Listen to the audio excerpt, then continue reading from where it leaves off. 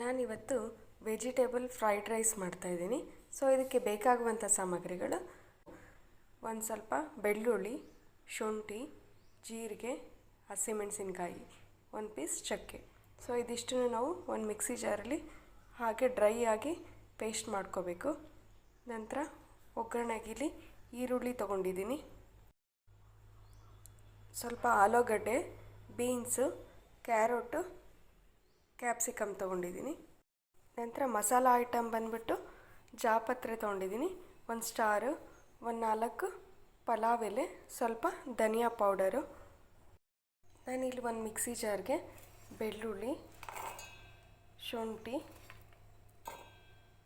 ಚಕ್ಕೆ, ಹಸಿಮೆಣಸು, ಸ್ವಲ್ಪ ಜೀರಿಗೆನ ಹಾಕ್ಕೊಂಡು ಹಾಗೇ ಪೇಸ್ಟ್ ಮಾಡ್ಕೋಬೇಕು.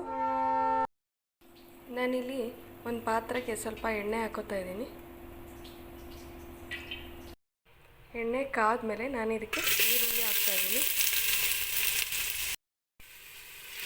ಈರುಳ್ಳಿ ಚೆನ್ನಾಗಿ ಫ್ರೈ ಆಗಬೇಕು. ಈರುಳ್ಳಿ ಕೆಂಪಾಗ್ತಾಯಿದೆ. ಇದಕ್ಕೆ ನಾನು ಪಲಾವ್ ಎಲೆ, ಒಂದು ಸ್ಟಾರು, ಸ್ವಲ್ಪ ಜಾಪತ್ರೆ ಹಾಕಿ ಚೆನ್ನಾಗಿ ಮಿಕ್ಸ್ ಮಾಡಬೇಕು. ಈಗ ಇದಕ್ಕೆ ಮೊದಲಿಗೆ ನಾನು ಬೀನ್ಸ್ ಹಾಕ್ತಾಯಿದ್ದೀನಿ. ಈಗ ಕ್ಯಾರೆಟ್ನ ಹಾಕಿದ್ದೀನಿ. ಸೊ ಈ ಬೀನ್ಸ್ ಮತ್ತು ಕ್ಯಾರೆಟ್ ಸ್ವಲ್ಪ ಫ್ರೈ ಆಗಲಿ. ಆಮೇಲೆ ನಾನು ಇದಕ್ಕೆ ಆಲೂಗಡ್ಡೆ ಮತ್ತು ಕ್ಯಾಪ್ಸಿಕಮ್ನ ಆ್ಯಡ್ ಮಾಡ್ತೀನಿ. ಇದಕ್ಕೆ ನಾನು ಕ್ಯಾಪ್ಸಿಕಮ್ ಆ್ಯಡ್ ಮಾಡ್ತಾಯಿದ್ದೀನಿ, ಆಲೂಗಡ್ಡೆ ಹಾಕ್ತಾಯಿದ್ದೀನಿ.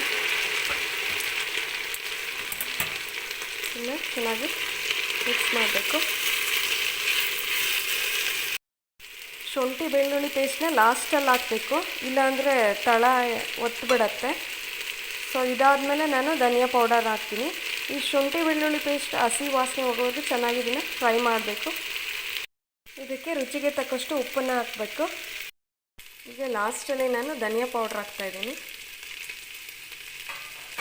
ಇದನ್ನೆಲ್ಲ ಚೆನ್ನಾಗಿ ಈಗ ಮಿಕ್ಸ್ ಮಾಡಬೇಕು. ಈಗ ಫ್ರೈಡ್ ರೈಸ್ ಮಸಾಲ ರೆಡಿ ಇದೆ.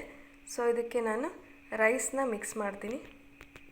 ನಾನಿಲ್ಲಿ 2 ಲೋಟ ಅಕ್ಕಿನ ತೊಳೆದ್ಬಿಟ್ಟು ಅನ್ನ ಮಾಡಿ ಇಟ್ಕೊಂಡಿದ್ದೀನಿ.